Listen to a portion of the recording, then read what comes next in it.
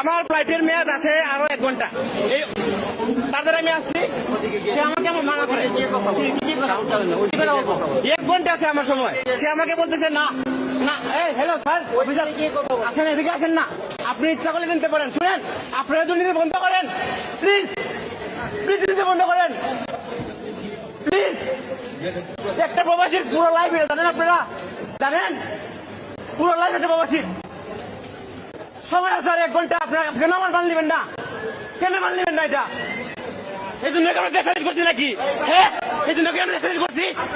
দেখেন 1 ঘন্টা সময় আছে, 1 ঘন্টার সময় সে আমার মাল নিতেছে না। এই যে অফিসারটা আছে না, এই অফিসার আমাকে বলতেছে পরে যাও। আমি পরে গেছি, যাওয়ার পর আমাকে বলতেছে অন্য ফ্লাইট দিবে 30,000 টাকা দেওয়ার জন্য। এটা কি রে ভাই? এটা কি মোকাবিলা নাকি? এটা আমার প্রবাসী ভাইয়েরা এই ভিডিওটা সর্বোচ্চ শেয়ার করবেন, বিদ্যুতের গতিতে শেয়ার করবেন। এভাবে যদি প্রতিবাদ করা না হয় তাহলে আমাদেরকে হয়রানি হইতেই হবে। প্রবাসীরা যারা আছেন সবাইকে হয়রানি হতে হবে, আজকে আমার কালকে আপনার, এভাবে হইতে হবে। আপনারা সর্বোচ্চ শেয়ার করেন, ভিডিওটা সবার কাছে পৌঁছা দেন। সকল প্রবাসীরা রুখে দাঁড়াতে হবে, না হলে দুর্নীতি কখনো বন্ধ করা যাবে না।